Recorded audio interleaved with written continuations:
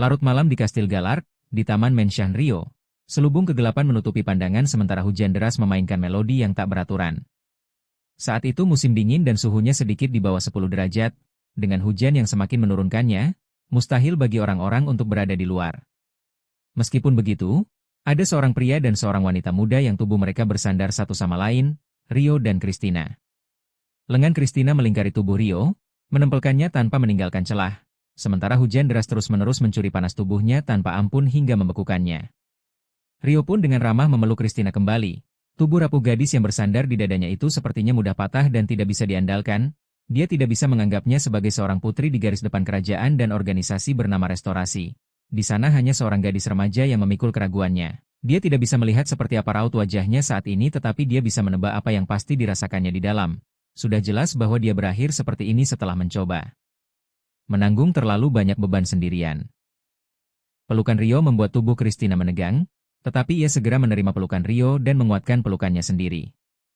Ia mencari Rio, seolah batas akal sehatnya telah runtuh, ia terus memeluk Rio erat-erat. Kini mereka berdua bisa merasakan keberadaan satu sama lain lebih dari siapapun di dunia ini. Kehangatan mereka, rasa tubuh mereka terpancar satu sama lain melalui pakaian mereka yang basah. Mereka terus berpelukan seperti itu untuk beberapa waktu. Berapa lama mereka bertahan seperti itu?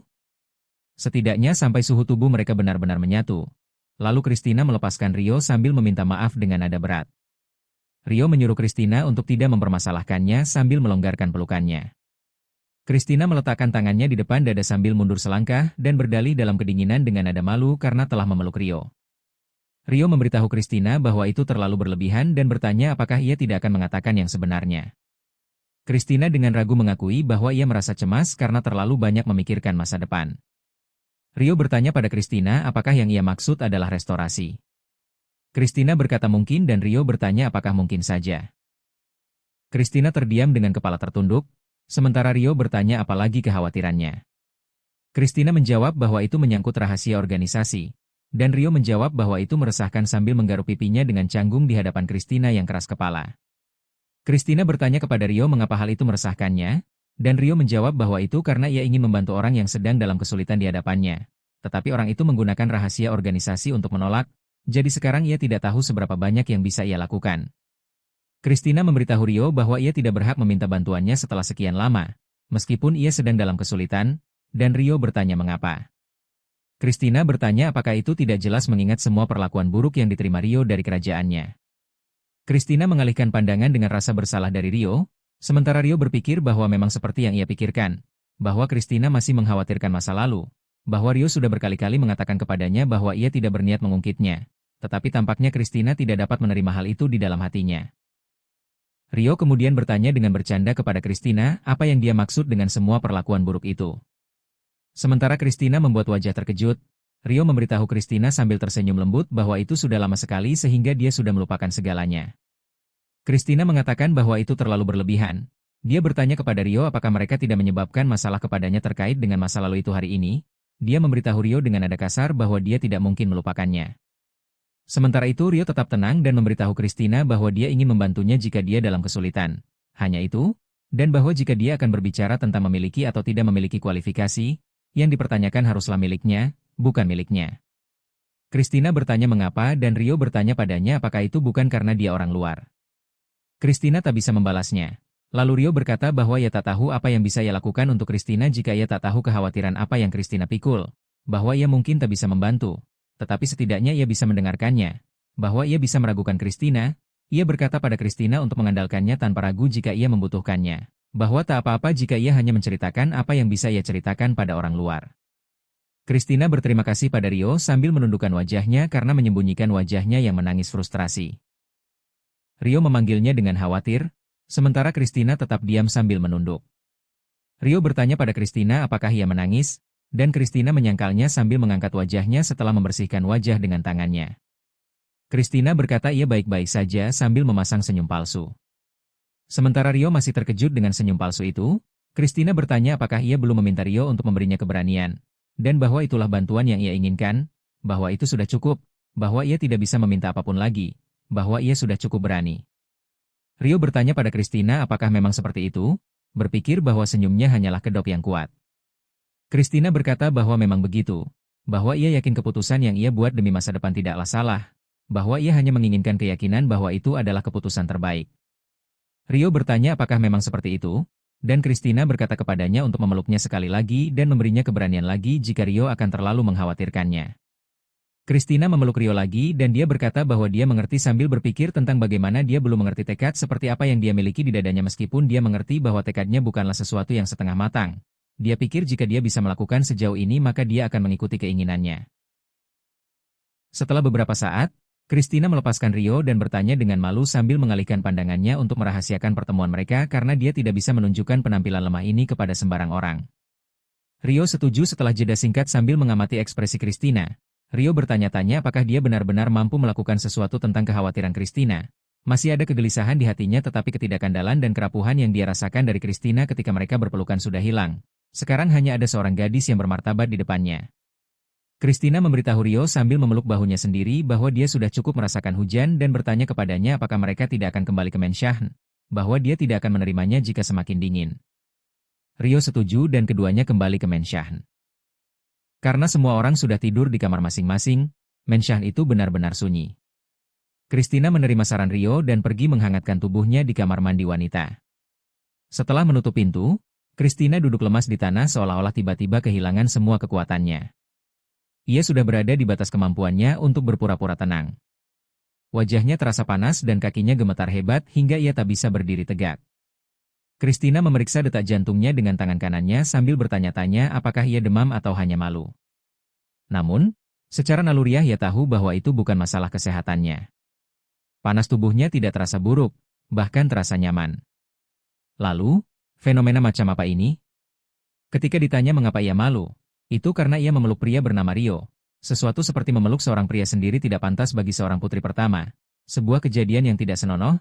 Ia merasa bisa menemukan penjelasan yang lebih baik untuk gejalanya jika ia bertanya lagi pada dirinya sendiri mengapa ia merasa seperti itu. Tetapi itu tidak diperbolehkan. Christina ingin meredam pikiran-pikiran itu, tetapi tangan kanannya tetap dengan penuh kasih di dadanya seolah menolak untuk membiarkan perasaan yang tersisa di tubuhnya terbuang sia-sia. Aneh, perasaan euforia dan kemahakuasaan ini seolah tak berujung. Ia merasa bisa melakukan apa saja sekarang. Kecemasan dan keputusasaannya sebelumnya terasa seperti kebohongan. Christina bertanya-tanya apakah Rio menganggapnya aneh sekarang. Lalu dia memutuskan Rio pasti sedang memikirkannya. Semakin dia mengingat apa yang dia lakukan semakin rasa malu kekanak-kanakannya menguasainya dengan terlambat sementara pipinya semakin memerah tetapi untungnya dia sudah menerima cukup keberanian. Dia berkata pada dirinya sendiri bahwa dengan ini seharusnya baik-baik saja. Bahwa ini adalah satu-satunya pilihan yang tersisa. Kemudian seseorang memasuki kamar mandi dan Christina menjadi kaku karena terkejut saat melihat pendatang baru, Miharu. Miharu bertanya kepada Christina dengan senyum berseri-seri apakah dia bisa masuk ke kamar mandi bersamanya. Christina setuju dengan malu dan Miharu berterima kasih padanya dan mulai membuka pakaian. Christina melirik Miharu, dia menawan bahkan untuk sesama jenis dan berpikir bahwa dia pasti tipe wanita yang disukai pria. Miharu mengatakan dia akan masuk lebih dulu sementara Christina menatapnya tanpa berkata-kata. Ada sesuatu yang terasa aneh sejak awal, entah bagaimana Miharu tidak merasa seperti orang yang dikenalnya. Christina masuk ke bak mandi tak lama setelah Miharu yang sudah mulai membersihkan tubuhnya. Christina duduk di bangku dan melakukan hal yang sama. Keduanya terdiam. Mereka memang tidak cukup dekat untuk mengobrol berdua saja. Lebih tepatnya, mereka belum cukup waktu bersama untuk sedekat itu. Jadi, Christina terus membersihkan diri di tengah keheningan yang canggung itu. Setelah keduanya masuk ke bak mandi dan membiarkan kehangatan meresap, Miharu berkata bahwa itu ide yang bagus. Christina setuju sambil memperhatikan ekspresinya. Ia pikir ia benar, Miharu merasa berbeda dari orang yang dikenalnya, dan sebuah alasan muncul di benaknya. Miharu memberitahu Christina bahwa memang seperti yang ia pikirkan. Christina memberitahu Lina bahwa ia adalah orang yang sulit dipahami setelah jeda sejenak, berusaha menyembunyikan keterkejutannya. Lina memberitahu Christina bahwa ia juga pernah disebut dewa, dan Christina berpikir memang seperti yang ia duga. Christina bertanya pada Lina mengapa ia datang ke kamar mandi. Lina berkata bahwa ia ingin berendam air panas. Ia bertanya pada Christina apakah tidak ada saat-saat seperti ini, seperti saat-saat orang ingin berendam di bawah hujan. Christina bertanya-tanya apakah Lina melihatnya bersama Rio atau dia sudah tahu dari awal. Lina memberitahu Christina bahwa ia menyukainya dan Christina bertanya mengapa. Lina mengatakan itu karena ia mampu. bahwa pikirannya cukup cepat untuk mengetahui 10 hal hanya dengan mendengarkan satu pertanyaan. Ia memiliki intuisi yang sangat baik, cepat menemukan jawaban yang benar, dan mudah untuk berbicara dengan orang yang cerdas. Christina mengatakan bahwa merupakan suatu kehormatan untuk dievaluasi seperti itu oleh seseorang yang dikenal sebagai Tuhan yang bijaksana. Christina berusaha sekuat tenaga menyembunyikan keterkejutannya sambil bertanya-tanya apa tujuan Lina dan berpikir bahwa ia pasti datang kepadanya dengan suatu tujuan. Lina memberitahu Christina bahwa ia tidak perlu terlalu tegang, bahwa ini adalah pertama kalinya ia mandi di tubuh Miharu dan memang benar ia sudah menduganya. Christina menganggap Lina adalah orang yang tidak meninggalkan celah. Lina memberitahu Christina bahwa sekarang setelah mereka bersama, ia akan mendorongnya sedikit saat mereka mandi. Lina menunjukkan ekspresi berani kepada Christina dan mengatakan kepadanya bahwa ia yang tahu masa depan menjaminnya, bahwa ia berjalan di jalan yang benar dan tidak apa-apa baginya untuk percaya diri di atasnya. Christina ingin bertanya kepada Lina seberapa banyak yang ia ketahui, tetapi ia memotong ucapannya. Ia bertanya kepada Christina mengapa menurutnya orang-orang selalu ingin tahu alasan dari suatu hal. Christina menjawab bahwa jawabannya diselimuti misteri dan menarik perhatian mereka. Lina mengatakan kepada Christina bahwa ia menyukainya sama seperti yang ia bayangkan. Christina bertanya kepada Lina apakah ia harus menafsirkannya sebagai benar. Lina menjawab bahwa ia harus menafsirkannya. Tetapi manusia adalah makhluk yang unik sehingga mereka tidak akan selalu tertarik pada sesuatu hanya karena sesuatu itu diselimuti misteri. Bahwa jika mereka tidak tertarik sejak awal, mereka tidak akan mencoba menemukan jawabannya. Christina menjawab bahwa mungkin memang begitu. Lina berkata ia punya satu pertanyaan lagi. Ia bertanya kepada Christina apakah ia ingin tahu masa depannya. Christina terdiam sejenak lalu berkata ia tidak ingin tahu sambil menggelengkan kepala tanpa ragu. Lina bertanya kepada Christina apakah itu karena ia sudah tahu jawabannya. Setelah terdiam sejenak, Christina berkata kepada Lina bahwa ia tidak tahu apa yang ia katakan, bahwa ia tidak punya cara untuk mengetahui jawabannya karena ia tidak memiliki kekuatan seperti dirinya. Lina memberitahu Christina bahwa meskipun ia tidak bisa mengetahuinya, ia bisa memprediksinya dan Christina terdiam. Lina memberitahu Christina bahwa ada alasan lain mengapa ia menyukainya dan Christina bertanya apakah ia boleh menanyakannya. Lina memberitahu Christina bahwa itu karena ia bisa terus melangkah menuju masa depan tanpa cacat meskipun jawaban yang ia berikan buruk, dan itu menunjukkan tekad yang luar biasa kuat. Christina berkata ia mengerti sambil mengerucutkan bibirnya dengan getir. Lina berkata ia akan pergi dulu setelah itu, tetapi Christina menyuruhnya menunggu. Lina bertanya apa itu, dan Christina berkata ia pikir ada kalanya orang tidak berusaha mencari jawaban meskipun mereka tertarik karena mereka adalah makhluk yang dapat memiliki emosi yang kompleks. Lina berkata begitu, tersenyum seolah mengiyakan perkataan Christina, lalu pergi.